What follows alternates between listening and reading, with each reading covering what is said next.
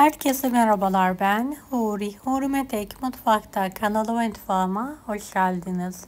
Ev ortamında küflenmeden, kararmadan kısa sürede cennet hurması nasıl kurutulur sizler için gösteriyorum. Cennet hurmalarım var. Fazla olgunlaşmayan.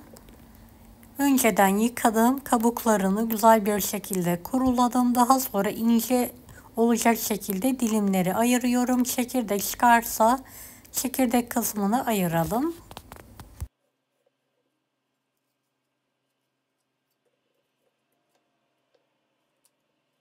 Evet, ne kadar ince olursa o kadar hızlı kurur.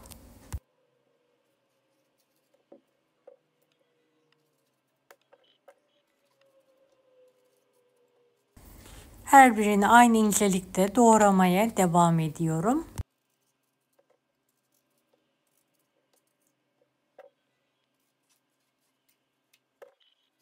Beni hangi ülkeden veya şehirden izliyorsunuz merak ediyorum. Yoruma yazarsanız sevinirim.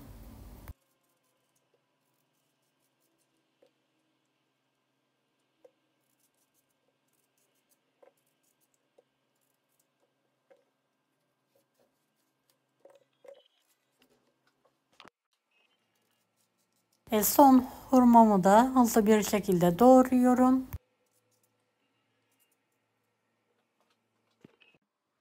Artık hepsi hazır.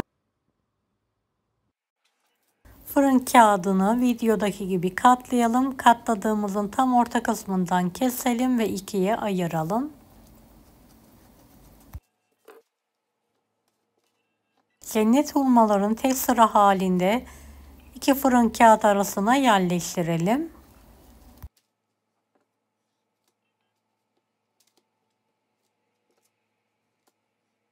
Bu yöntemle hızlı kuruyor, küflenme ve kararma yapmıyor.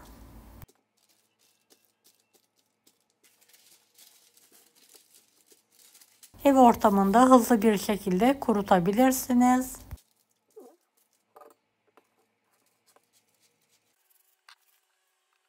İki-üç günde hurma cipslerimiz hazır oluyor.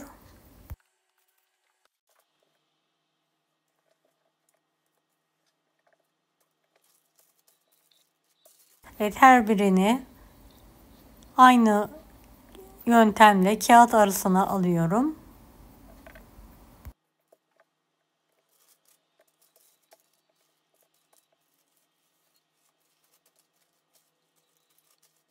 Hepsi hazır.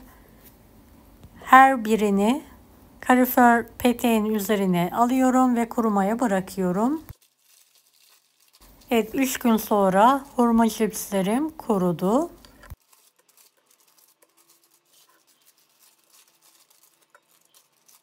Servis tabağına alıyorum.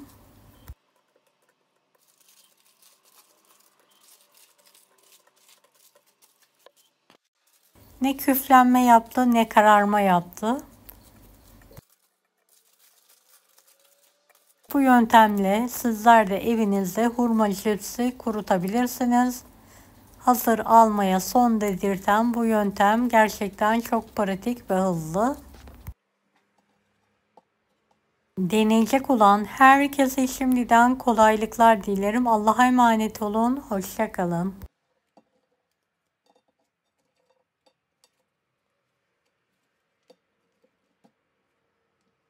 Daha farklı tarifler için bunları da izlemeyi unutmayınız. Kolay gelsin herkese.